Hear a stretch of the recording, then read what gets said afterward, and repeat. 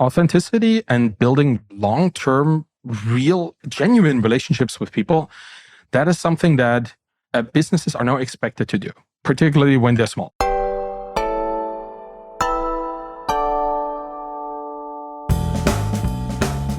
Hello, team, and welcome to this very special episode. We have Arvid Kahl, who is a now double author and Bootstrap SaaS founder, has since sold and is now building audiences. We cover his journey to selling that SaaS product and also his view on the power of building an audience first. So let's jump into that right now.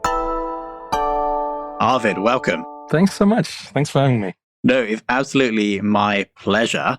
I heard you on another podcast in the SaaS space, and I've also read the book. And so I'm super excited about this discussion. Yeah, me too. Let's get right to it. Right. Well, specifically, I want to start with FeedbackPanda, and then I want to talk a bit about that journey. And then I also want to talk more about your thoughts on audience building in bootstrapping and entrepreneurship and the role that plays.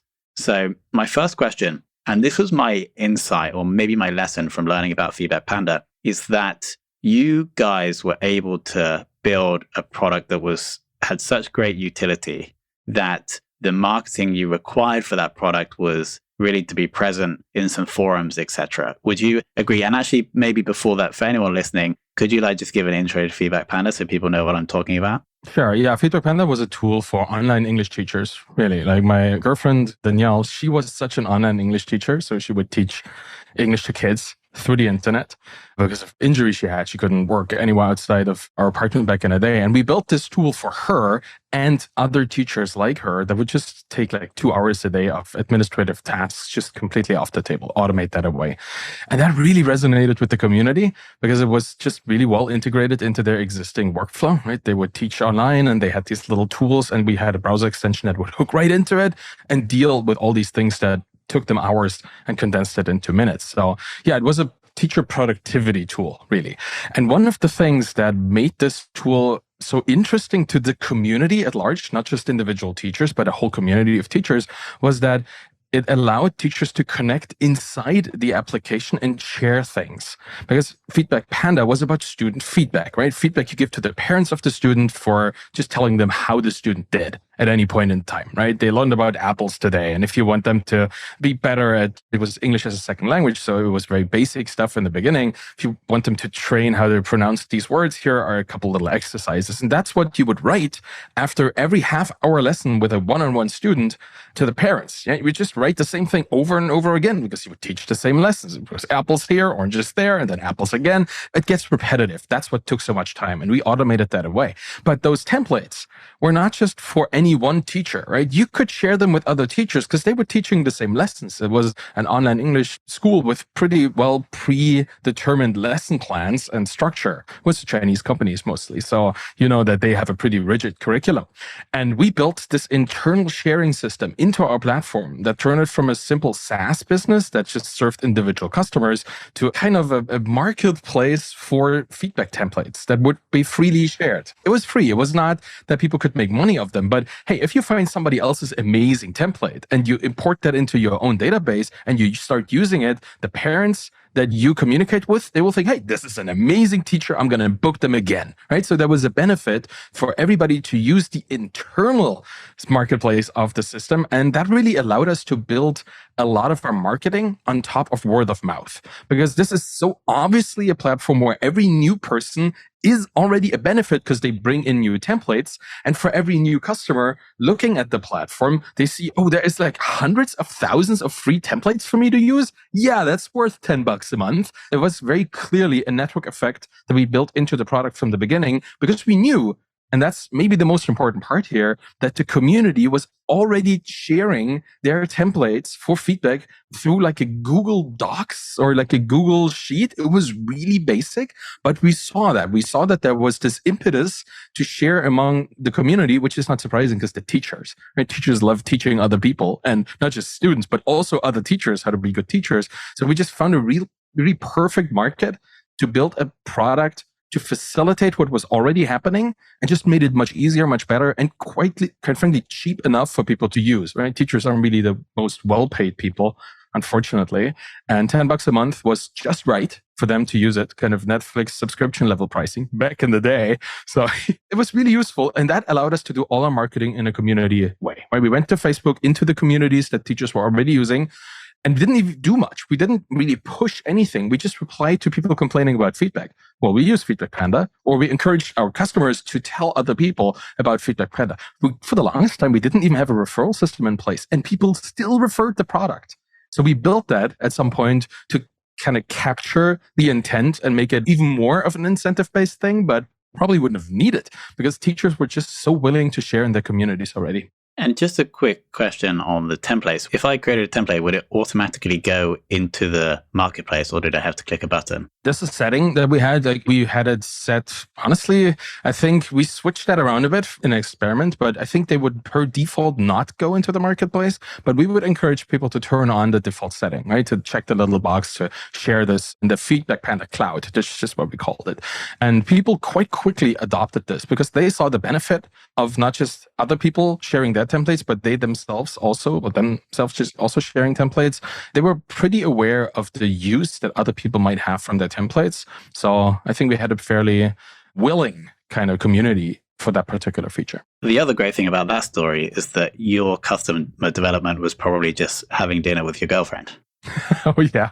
Honestly, I built this so I could have dinner with my girlfriend because she was working like for 10, 12 hours a day. Because online English teaching, the more you teach, the more money you make, right? And when you're at home and you don't have anything else to do because you can't leave the house because you leg injury, you teach. And she loved teaching and it was adorable. Honestly, like seeing my girlfriend teaching Chinese kids who barely speak English over the internet with the whole animated stuff, like singing, dancing, finger puppets and stuff. It was just really cute. But the cute ended after the teaching period and then started the hours of slogging through feedback because you had to give feedback to even get paid for the teaching that you did. There was a prerequisite to get paid at all was to write out these things and send it to the parents.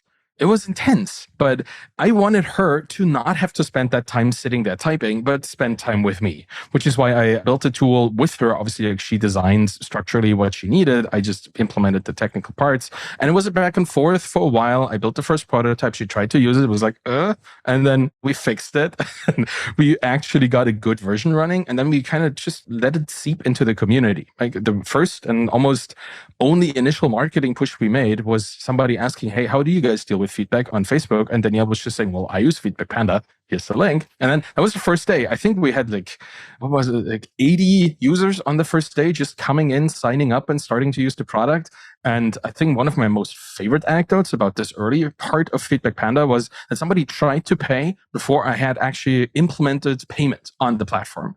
Right before I had switched the test key for Stripe with the production key that would actually allow me to capture money. Like people were so enthused about this product, already being so much better than what they had like built themselves with Word or Excel or Google, whatever, right? So people tried to build something but couldn't because they didn't have the technical chops.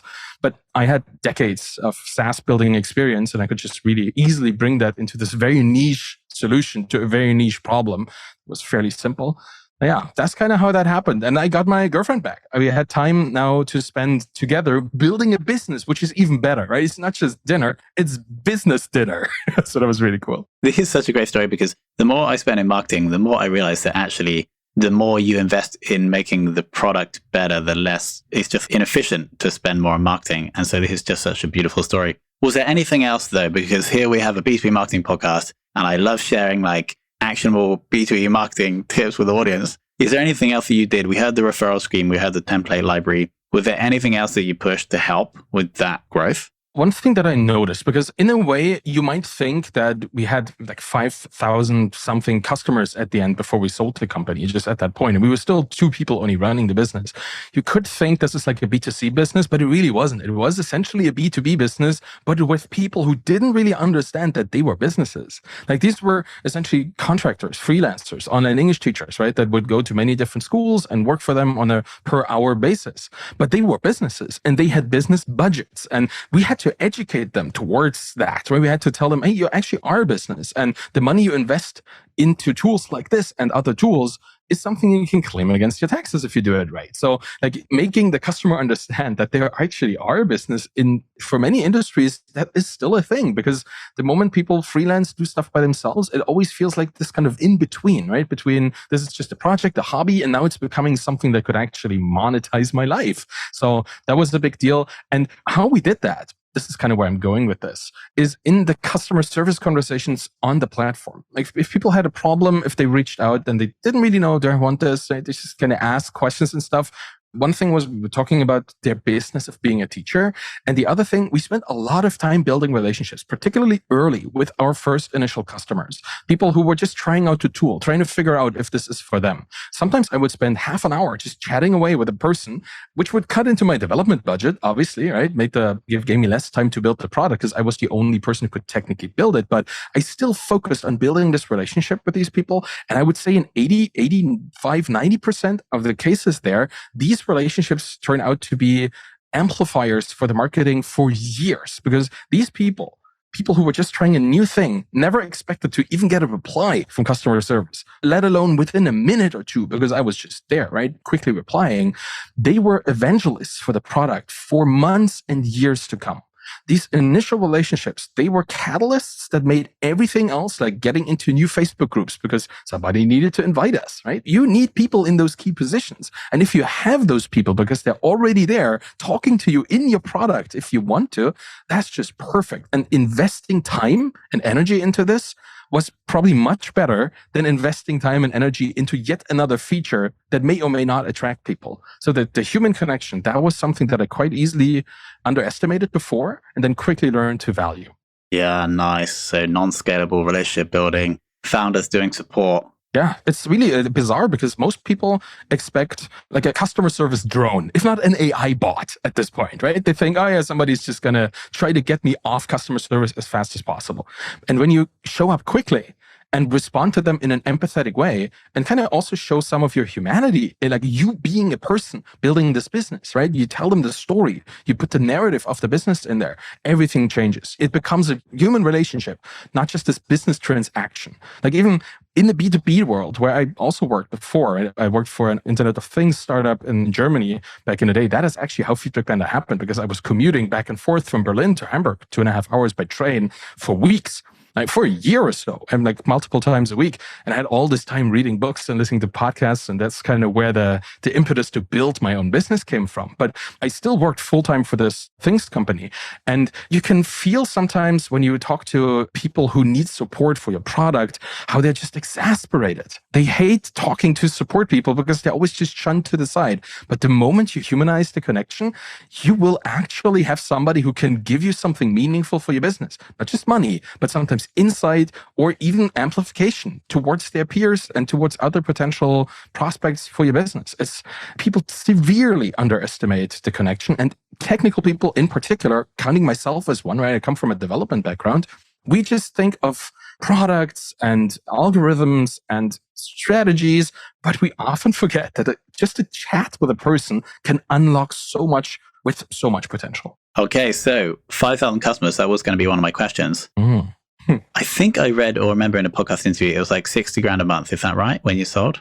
Is that public? Yeah, that's pretty much where we were. Yeah. Okay, cool. And I just like interested in understanding, because obviously the company was growing quite nicely. I assume it would have been stressful because there was just the two of you. But what was the reason for selling? There were multiple reasons. Like both Danielle and I, we were living in Berlin at the time, which is a pretty expensive city, even though it's a cheap city compared to other cities in Europe, right? Berlin their motto is poor but sexy. That's actually the city motto. So it tells you a lot about the city.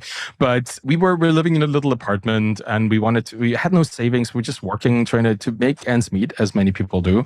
And we wanted to diversify our wealth at one point. And knowing that you have a company that is making 60K a month, which is like somewhere 600, 700K a year, around that situation, that tells you that you have $1 million business on your hands. But it's just two people, right? We were just two people running it, a couple contractors doing things here and there, but we were just the two owners and operators of the business. And we thought, this is pretty valuable, but the bust factor, right? The risk of losing this business if one of us, God forbid, has any medical condition or something, is just way too high. So we wanted to diversify that away. And at that time, we didn't know much about safes or partial buyouts. We just thought we just sell the business. That's the best thing we could do. That's one thing, diversification. And that has really helped. Like that really catapults you to a new level in financial independence, that from where you make much better choices than like month to month, paycheck to paycheck. But the more important for me, particularly, choice there was because I was the only technical person. I kind of mentioned it, right? I was building the product. I was doing the customer service when it came to technical things, data and database stuff. And I had to repair the browser extension if something broke. I had to check the service, make sure everything was fine. That was stress inducing. That the foundational level of stress that I had was just rising and rising and rising, because with 5,000 customers, you have 5,000 potential problems, right? That's always happening. And if something breaks, with 20 customers, maybe 2 or 3 of them will reach out because they're using the product. But with 5,000, a couple hundred are going to reach out, and you have to reply to all of them while also trying to solve the problem. It's just a lot of work. And the anxiety in me I got close to burnout. I think I was mid burnout. I just didn't notice it yet. It's kind of the delayed self-reflection there because I was just so in the trenches. When somebody reached out to us about just potentially acquiring the company, we had listed the business on indiehackers.com. We had connected our Stripe verified revenue data so people could actually see that it was just going up, right? It was consistently going up. No spikes, no hockey stick, no nothing, no valleys, just right up to the right, which is great. And people saw that and they were interested in it, and they reached out, and I was like, yeah, I could sell. Danielle was not at that point. Like, she was fine because she had a better grasp of running a business at that point, but I was fed up. And so we went into negotiations and had a really good experience with Kevin McCardle, who ran like SureSwift Capital at that point. And we just reached out to other people who sold to them, made sure on our side that we did our due diligence on that business, who would then acquire us. And then they did acquire us, and transition was great. We handed over the whole project within a day. It was really simple because being a German, I like documenting things and writing things down, structuring process. That's where I come from. And we had built that business with sellability in mind. I had read the book Built to Sell by John Warlow on those many train trips from Berlin to Hamburg before, right? So I had kind of understood, yeah, you don't necessarily need to sell a sellable business, but if you ever want to, that's great. And a good business is sellable, and a sellable business has to be good. So if you want to build a good business, you might just as well build it in a sellable way. And I had documentation in place, a lot of automation. We had to keep 5,000 people happy, which is 2 people being in the business. And once we handed it over, took no time at all. We hired our replacements with people at SureSwift, and it was great. It definitely reduced my anxiety levels. It increased diversification of our financial portfolio. And we then finally could go on vacation again after a couple of years. Because if you build a business like this with just 2 operators who also live in the same house, same building, you don't really get much time away from anything. Each other or the place or the company. It's a 24/7 situation. So, and that was at the end of 2019, just before the world exploded. It was good timing for us. For sure. And I think so. When I mentioned I read the book, to be clear, it was the first book, which is Yes, Here to Sold. The title is, yes, exactly. And so I think we've almost maybe got to the end of that book now. And I want to move on to almost like the second act of Arvid's entrepreneurial journey, which I find quite interesting, because the second book is about building an audience, and your like media properties also cover this. We'll link to everything, by the way, of Arvid's below in the show notes if you're listening to go and check out. So my question is, this audience first like opinion is the thing that you're communicating now, but actually isn't a way that you built FeedbackPanda, right? Because I assume you didn't have an audience of teachers before you built the product. So That's right. Can you tell me a little bit about where this came from? Yeah, what we noticed building FeedbackPanda is that a community-centric business, like a business that listens to a community, has a much easier time. And I kind of understood there for the very first time that focusing on the people you're going to be serving and trying to understand them like from the inside is a much better approach than trying to make assumptions, right? It still was not a perfectly audience-focused business at that point, because we built it for Danielle, really, and then kind of expanded it into the community.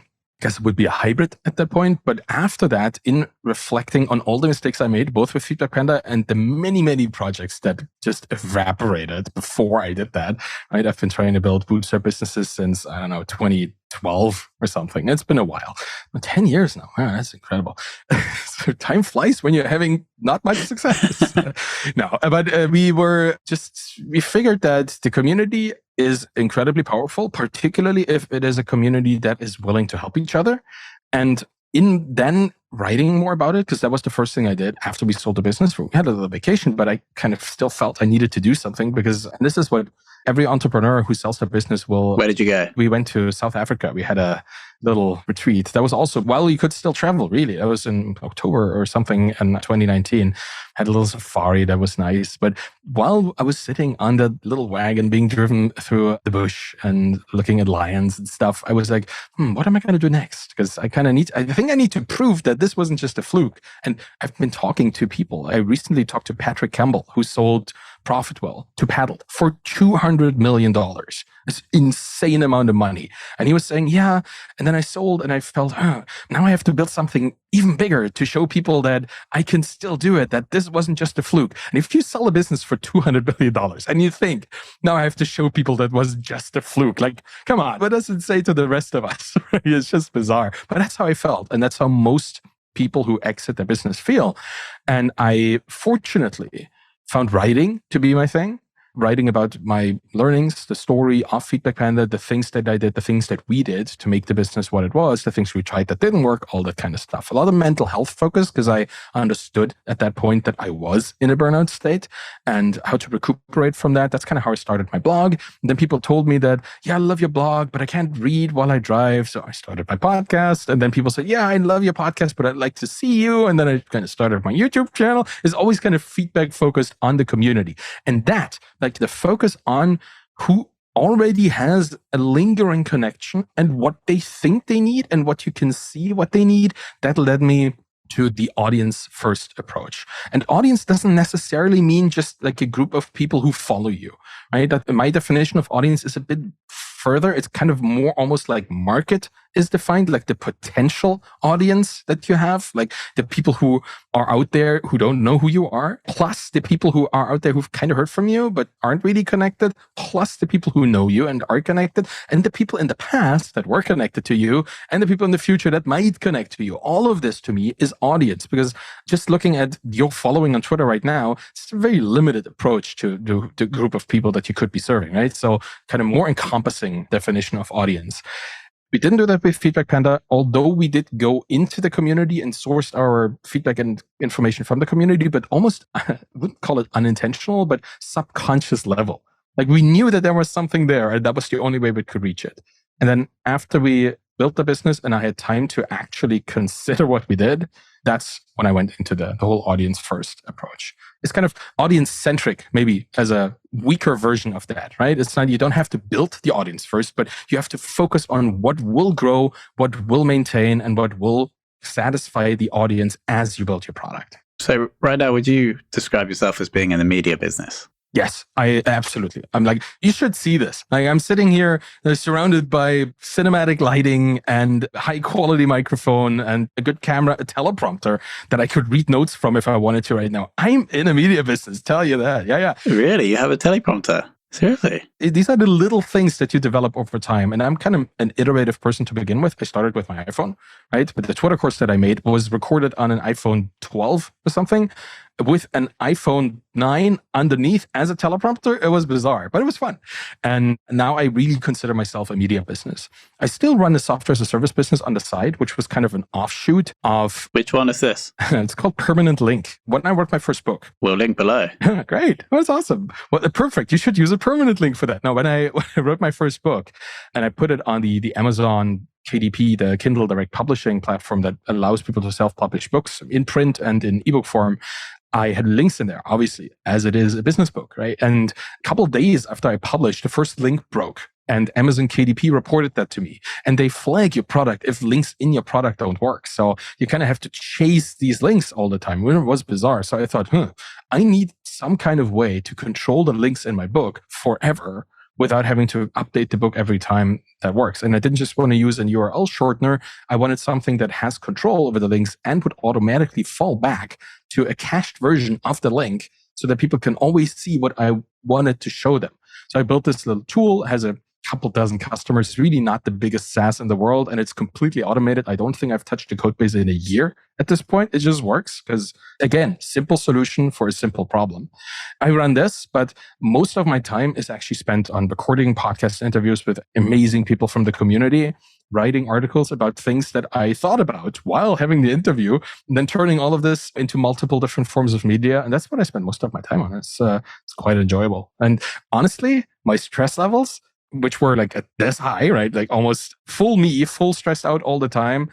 Now, all I need to do is edit like an hour of video a week and record another 20 minutes of myself commenting on it. The stakes are just so much lower. People still expect it, right? But I don't have to run YouTube where the video is hosted, right? I don't have to run Transistor where the audio is hosted. I just need to, I can prepare. I can do stuff in advance. I can have an empty calendar, essentially. My conversation with you is the only thing I have today on my calendar. So that has always been my goal, right? Empty calendar and full day with whatever I want to do. So that's why the media business at this point in my life, who knows where I'm going to be going, is the thing that I do. And yes, it's definitely a media business. Because once you build the audience, then you can decide, you have optionality over what you sell to these people, if you sell anything at all. Because you have the Twitter course, right? And so you have some customer service there, surely. People asking you questions, etc. Yeah, usually customer service on my work boils down to, I downloaded this file on Android and I don't know how to open it. Honestly, that's probably the only question that I get. Because, I mean, people still send me emails and tell me, I read the book, this is cool, this I didn't understand. That kind of like writerly customer service, right? As a writer, I explain my thoughts through email or on Twitter when people reach out about them. But there's no technical component, right? If Amazon KDP doesn't work, people don't write to me. They write to Amazon. Or if they can't download the file from Gumroad or iTunes, they have a problem. There usually is either a Googleable answers already out there, or there's an abstraction layer of customer service that somebody else can do. So I very rarely get technical customer service, but I still do customer service in a sense of that I spread my knowledge with people. I share questions that people ask me publicly, my answer to them, and I sometimes pull that into my podcast. So it becomes more of a customer conversation than just a one-on-one service. I bet you or maybe I'm making an assumption here, but as this audience of like bootstrapped entrepreneurs is growing, I bet you've been thinking about other things that you could build to sell to these people. There's always stuff. And honestly, with a growing audience, obviously the opportunities that are sourced from directly within that audience, they also grow, right? The more you find interesting people and connect with them, they come with interesting projects because they know you're good. They know you have like some kind of skill or some kind of reach. And I'm getting close to 100,000 followers on Twitter. I have a lot of reach into this community. So I get a lot of project suggestions from people. I can pick and choose. So yes, there's always something on the horizon. But I'm kind of trying to stay true to my empty calendar motto, because that's kind of why I went into this risky entrepreneurship thing in the first place, is to have a life that I control, not that is controlled by somebody else. So I'm very reluctant to overcommit. I did that in the beginning and it was a bit too much. I had to retract from multiple projects. And now I'm just, whatever comes my way, I'm going to let just rest a little bit. Like a good steak, after you fry it up, has to rest for 20 minutes. And the same is happening in my life. If there's a good opportunity, I'll take a look at it and let it rest a bit and see if it actually tastes well. So we're not writing off the chance of being like a solo SaaS founder again? No, not at all. I think that could definitely happen. There are so many interesting ideas out there. But honestly, at this point, with the approach that I'm taking, I am so much more willing to share my ideas and let somebody else build them. Because I want to see the thing in reality. I don't necessarily want to build it. I mean, I could, and I probably would have fun doing it, but having somebody else build the thing and I can now just like pay them $20 a month, so much better, because I don't need to invest 2 years of my life into it. But yeah, maybe. I'm always looking for things that are adjacent to the thing I'm doing. And the more I get into video, the more I get into YouTube, the more I see little things in editing and in audio recording and in repurposing of content and in content dissemination and archival and stuff that I think, oh, there could be something here. But as long as I still enjoy just coming up with things to talk about and having amazing conversations with people every week, why build something else? This is good enough. I mean, I look at people like Tim Ferriss, who have this amazing, gigantic podcast, one of the first podcasts that I ever listened to in the business realm. And from what I see, obviously a very limited perspective, he's just having cool conversations with other people, and then he has a team to deal with the rest. It's not too bad of a perspective to have, right? Yeah, I totally get it. What are you finding right now is like the best thing for building an audience? Because I know you're on various different channels. I think Twitter, in my case, is the best platform to build on because my audience is there. I know they're there. I know that the software engineers that want to build a business, they're on Twitter because the software engineering field is on Twitter. Indie hackers who are already building businesses, well, obviously they are on Twitter. I mean, they're also somewhere else, right? They're also on indiehackers.com, or they're on Slacks or Discord servers. So you kind of have to go where the people are that you want to hang out with. That's the best place. The best place is where they already are. In the second book that I wrote, The Embedded Entrepreneur, that I kind of went deep into this because that's what I had to do to find my own audience, was to kind of dig and ask people, so where do you hang out? And then go there and ask people, so where else do you hang out? So you can get this whole network of communities that people are in, because it's not just Twitter, right? Sometimes it's LinkedIn. It's a particular part of LinkedIn, or this weird forum from the late 90s where like Slashdot or something, where people hang out and talk about very specific problems or specific tools even. You have to go into the community and kind of do this exploration move first to understand where you should be doing whatever you end up doing, your marketing or your outreach or your customer nourishment or your customer nourishment. You don't need to feed them, but the nurturing and just all the things that are kind of the many different parts of your marketing strategy. You kind of have to know where they are best applied. And to me, Twitter is great. LinkedIn is coming up for many interesting reasons, mostly because the algorithm is not as hyper optimized as Twitter at this very moment. Could change in a day or two, but LinkedIn gives people a lot of impressions on content that wouldn't work as well on Twitter or doesn't work as well. And then email is still king, for me at least. I'm building a newsletter. I know that the people who give me their email address, they have jumped over a hurdle that they will never have to jump over on Twitter or LinkedIn or whatever kind of social media they might be on, right? It's easy to follow. It's easy to unfollow on Twitter and LinkedIn. So it costs you barely anything. But giving somebody access to your email inbox, that is quite the cost. In any kind of internet age, this was quite the cost, but it is particularly now because everybody wants to send your marketing email. So building a long-term relationship with people, actually reading your newsletter, reading something that you put out periodically, that is one of the most stable ways to build an audience, giving them the chance to invite their friends into that relationship too, like referral and newsletter systems and encouraging word of mouth, asking people, like, in every YouTube video where somebody asks you to please like and subscribe, that, as annoying as it is, just giving people the trigger to help you if they like what you did,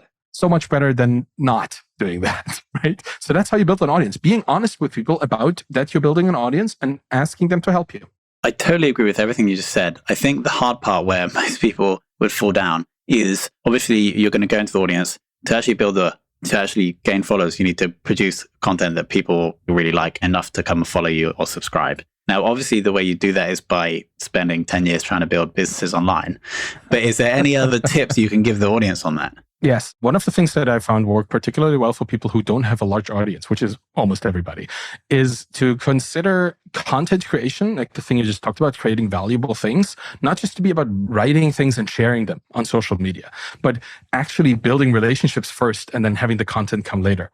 I call this the audience audition. Like you go to somebody's account, that like somebody in your, let's just take Twitter as an example, somebody with like 20,000 followers, and you follow them, you turn on the notification and you see when they post something interesting, right? And if it's something interesting that you have something meaningful to contribute to, you go into this conversation. You see what other people are talking about. You reply to them, not necessarily the big account, but to the replies that other people gave to that piece of conversation there. And you start building relationships one by one with the people who are already so aligned with you because they follow the same person and engage with the same things that you find interesting. And you do this over and over again. You don't have to even come up with original tweets or write articles to link or share or get them to your blog. Just put a link to whatever project you want people to come to into your Twitter bio, quite noticeably in the link section and maybe even in the bio description, and just be nice, authentic, a real person. and give people meaningful contributions in a conversation, you don't need to do much more. Just do that for like half an hour a day if you can spare the time. And over time, people will understand this is a person that actually wants to contribute to the community. This is somebody who cares about me as another member of the community, not just about building an audience or getting followers. And then this kind of movement where people will start looking at your work and start interacting with you, that would just keep increasing and increasing. I see this working all the time compared to people just like blasting tweets into the void.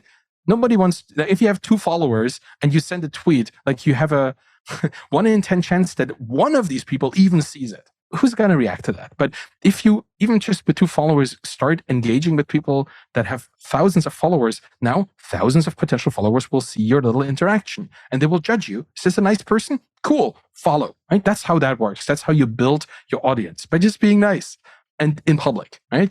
You're nice and friendly and helpful in front of other people who are watching. There we go, guys. No blasting tweets into the void. That's like the tag. That's the quote from the episode. Now, it's actually a great place to finish, Arvid, though, because there's a link between what you're saying there and what you said was so crucial when building FeedbackPanda, these one-on-one connections, being a nice guy, being there and actually discussing. Yeah, authenticity and building long-term, real, genuine relationships with people, that is something that businesses are now expected to do, particularly when they're small. Right? Like you can't expect Coca-Cola to relate to anybody, but you know that they don't, and they don't care, right? Because they essentially trade sugar water. They don't care about your meaningful relationship with them. But if I were building a software as a service business for taxi drivers, helping them navigate their invoicing or whatever they need to do, then I would probably want to build really well-established relationships with people in this field, with people who are actually driving, people who are actually doing their invoicing, so I can understand what their problems are.